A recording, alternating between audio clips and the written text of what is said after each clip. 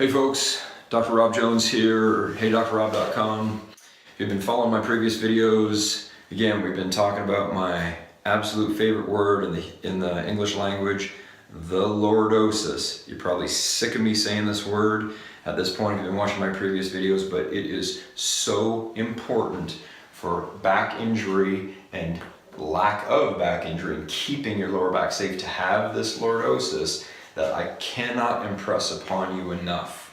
Keep your spine in lordosis. So this is going to be my last of the videos on kind of how to move around, and one previous one was basically on sitting, keeping lordosis. This one is going to be about moving with lordosis, and then we're going to get on to how to exercise and keep lordosis, how to take all that bad core workout, keep the good core on our side, or the good core work on our side, keeping lordosis, but that's a future video. But for this today, what we're going to do is we're going to review just a couple of minor things. Number one, again, you guys are going to be experts in lordosis by the time I'm done with you here.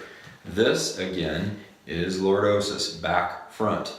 Okay, we keep the spine in this position, the discs are happy, the joints are happy, the spine doesn't break down. It's that simple, okay? We talked about last time sitting, okay? When you sit, two things happen.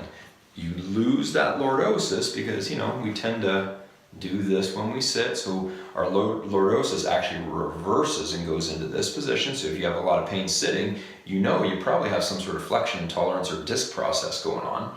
So we want to keep the spine up in this position. If you don't have pain in that position, but you feel that midline stretch, okay, that stretch right through here, those spinous processes are fanning open like this. The inner spinous ligaments, which are the ligaments between these guys, are getting stretched.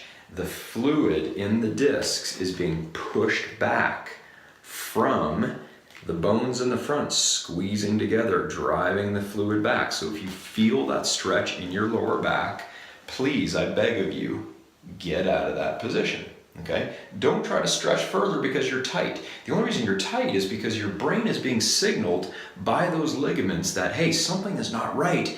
You better tighten those muscles up. So I'm going to explain in a later video why you actually don't want to do these folding knees to chest stretches. I actually call those backbreaker stretches, but stay tuned for a later video on that one. But for our purposes today, if you ever feel a stretch in your lower back while you're sitting, get out of it, okay? Because the inner spinous ligaments are stretching, telling the brain, no bueno, things are not good.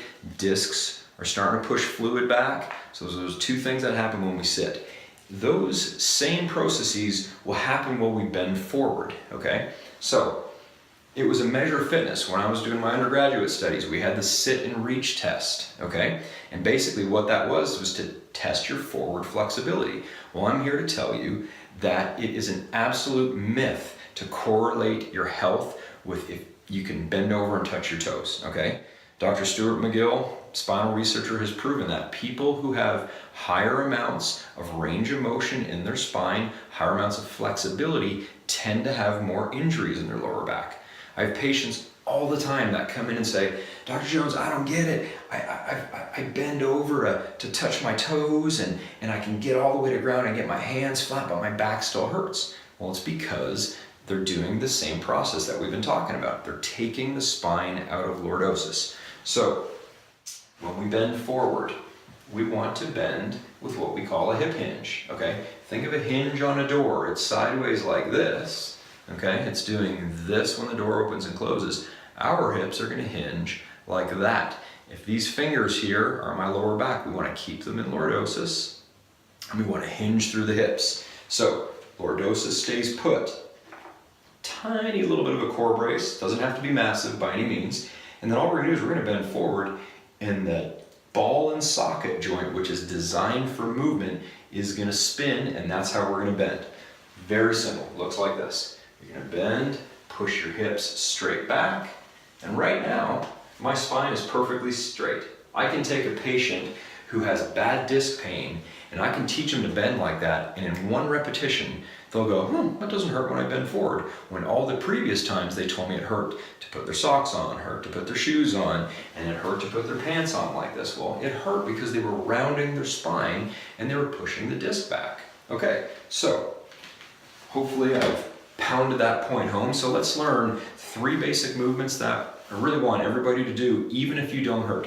If you do hurt, super important that you do these, because every time you bend and you feel pain or you feel that stretch, you're causing damage. Okay, that disc is pushing back and it's basically hurting you. Now it's going to create an inflammatory response and it's going to take some time for that to heal. So I want you to not feel the stretch in your lower back. Okay, so if you want to bend to get over the sink, say to splash water on your face, again, push your butt back, hinge through the hips, keep that nice lordosis. Now you're perfectly straight, okay? If you have to get a little bit lower, you can think about leaning on something and kicking your leg back, kind of like a golfer would, to pick something up, okay? So if I want to pick up my spine, because every chiropractor has to pick up a spine, okay, I'm going to think about this a couple different ways. I'm going to strategize. I'm not just going to dump my chest down and around my spine. That's going to hurt my back. What I'm going to do is push my hips back, grab the spine like that. If it's a little lower and I'm not flexible enough through here, and I get here and I go, oh man, I'm stuck, I can't go any further, I'm going to have to round my spine to get closer to the ground. What I can do is just lean on something, kick my leg back, pivot through this hip, and then grab it. If it's even lower than that, if it's right on the ground, I can just drop down and do a simple lunge like this, pick up the object, bring it up to me, and then move that way. Again, if you bend and you feel the stretch in your back, just remember that's injury occurring. I'm bending wrong way, ooh, little stretch, better stop. And push my hips back, pick it up in one of those 3 ways. Simple hip hinge, simple golfer's pickup, simple lunge pickup, just like that. If you do all 3 of those motions and you get used to using those motions instead of rounding that spine, what's going to happen is your current disc injury, if you are in pain, is going to start to heal because you're not giving it a reason to get mad.